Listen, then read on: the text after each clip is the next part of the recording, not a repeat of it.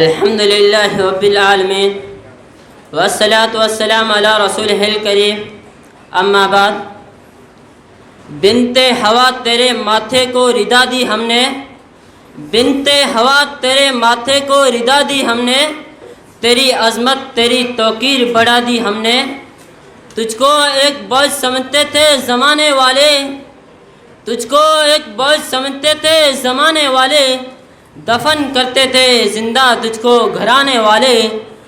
لوگ بازار میں تجھ کو نیلام کیا کرتے تھے، لوگ بازار میں تجھ کو نیلام کیا کرتے تھے، ایک کھلونے کی طرح تجھ کو لیا کرتے تھے۔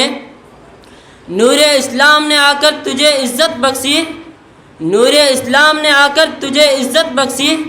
عظمت نسواں کی تعلیم زمانے کو دی۔ جناب صدر، حکم صاحبان، سامعین بزم، میری گفتگو کا محور ہے اسلام میں عورتوں کے حقوق ماضی و حال کے آئینے میں۔ حضرات، اسلام نے عورتوں کو کیا حق دیا ہے اس کو جاننے کے لیے آئیے تعصب کا چشمہ اتار کر عدل و انصاف کی عینک لگا کر دیکھیں کہ عورتوں کے تعلق سے ماضی کی تفرید اور حال کے افراد کے درمیان اسلام کا عادلانہ موقف کیا ہے۔ اسلام سے پہلے یونانی قدیم میں عورت کو شیطان کی بیٹی اور نجاست کا مجسمہ سمجھا جاتا تھا، میراث میں اس کا کوئی حصہ نہیں تھا، نکاح و طلاق کا پورا معاملہ مردوں کے ہاتھ میں رہتا تھا، شوہر کے مال میں تصرف کا اس کو کوئی حق نہیں تھا، حصول طلاق اور خلا کا بھی اس سے حق حاصل نہ تھا۔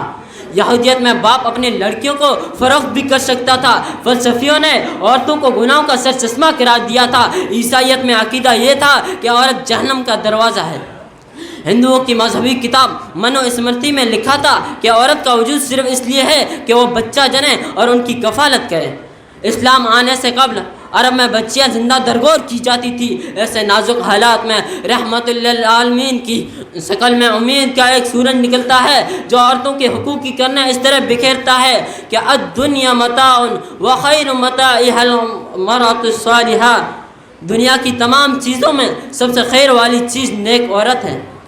قرآن کا اعلان ہوتا ہے کہ عورت اور مرد بحیثیت انسان برابر ہے، ان میں کوئی تفاوت نہیں۔ لقد خلقنا الانسان فی احسن تقویم، عورتوں کی محبوبیت کے لیے ایک طرف ارشاد خداوندی ہوتا ہے زین للناس حب الشہوات من النساء، تو دوسری طرف زبان رسالت یوں گویا ہوتی ہے حب بنی النساء، سکون عورت کی تخلیق کا مقصد بتایا جاتا ہے۔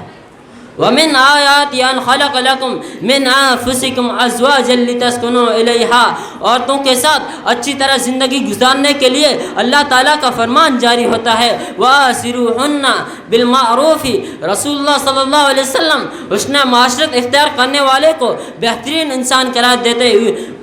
دیتے ہوئے فرماتے ہیں خِيَارُكُمْ خِيَارُكُمْ لِنِسَاءِ، عورتوں کے نان و نفقہ کی ذمہ داری مرد کو دیتے ہوئے ارشاد ربانی ہوتا ہے لِيُنْفِقْ ذُو سَعَةٍ مِنْ سَعَتِهِ۔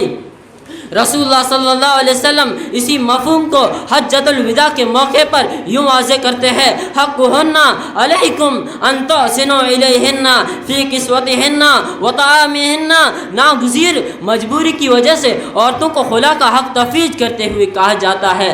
فلا جناح علیہما فی ما افتدت بھی۔ حقوق نسواں کے علم برداروں، اسلام نے جس طرح مردوں کو اظہار رائے کی حریت سے نوازا، اسی طرح عورتوں کو بھی ضمیر کی آزادی عطا کی۔ رسول اللہ صلی اللہ علیہ وسلم نے فرمایا بیوہ یا مطلقہ عورت کا نکاح اس وقت تک نہ کیا جائے جب تک کہ اس کی رضامندی نہ لی جائے، اور بالغ دو سیزاؤں کا نکاح بھی اسے اجازت لیے بغیر نہ کیا جائے۔ سن رد سے قبل بچپن میں ہی اگر ماں باپ نے اس کی خیر خواہی میں نکاح کر دیا اور بلوغ کے بعد حالات مشاہد نہ رہے تو اس کو اپنے مرضی کے مطابق اپنے نکاح کو باقی رکھنے اور توڑنے کا اختیار دیا گیا۔ جہاں مردوں کو وراثت کا حقدار قرار دیا گیا، وہیں میراث میں عورتوں کو بھی اپنے مال پر مکمل ملکیت کا حق دیا۔ میں اپنے بہنوں کو یہ دعوت فکر دے کر رخصت ہوتا ہوں، اب بھی وقت ہے تو پہچان خودی کی کر لے، اب بھی وقت ہے تو پہچان خودی کی کر لے، اپنے دامن میں سبھی موتی حیا کے بھر لے، اپنا معیار پھر تجھ کو بنانا ہوگا، اپنا معیار پھر تجھ کو بنانا ہوگا، مغربی طرز سے دامن کو بچانا ہوگا۔ ہاتھ میں اگر تو اٹھا لے گی نشان عظمت،